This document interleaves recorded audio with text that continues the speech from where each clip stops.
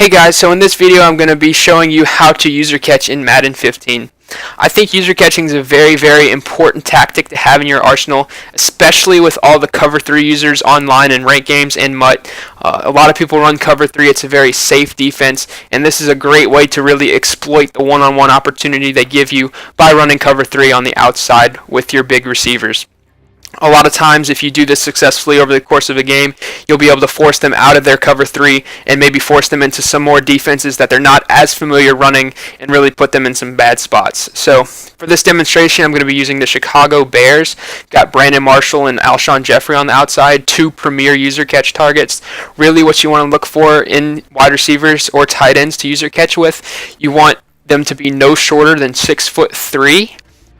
You also want good catch in traffic, and jump ratings are a bonus. Catch in traffic is probably the second most important rating next to height, in my opinion. I would look for no lower than mid to low 80s in catch in traffic. Anything lower than that, I would say it becomes too inconsistent, and you don't want to be just throwing bombs all game and not converting any of them because your receiver keeps dropping the ball.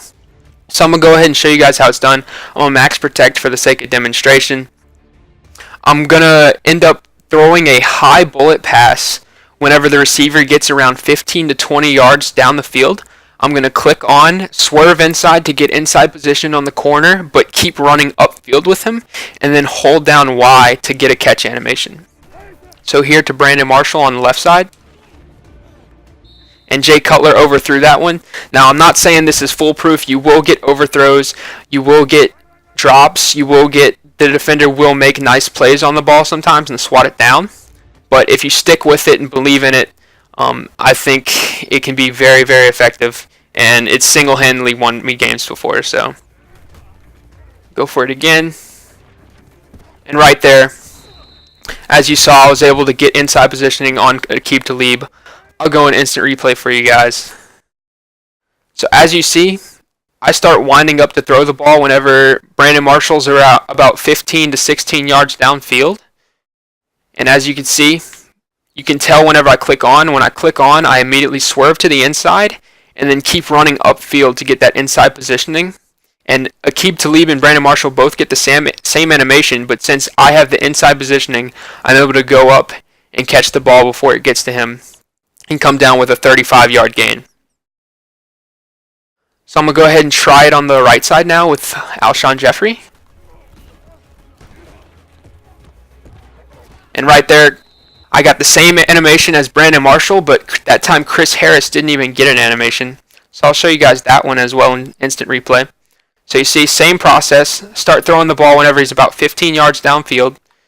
And you'll be able to tell when I click on, I swerve inside, get the inside positioning. And right there, Alshon Jeffrey goes up. Chris Harris doesn't even get an animation. And Alshon's able to come down with the easy 32-yard gain. And that'll happen a lot. Your receiver will go up since you're using it. He'll go up and get an animation. And the corner, whether they user it or not, sometimes they still won't get any animation. And a lot of times what will happen if they don't get an animation, they'll end up overrunning the play, allowing you to get an even bigger gain, and more times than not a touchdown unless they have a really fast safety that can run you down.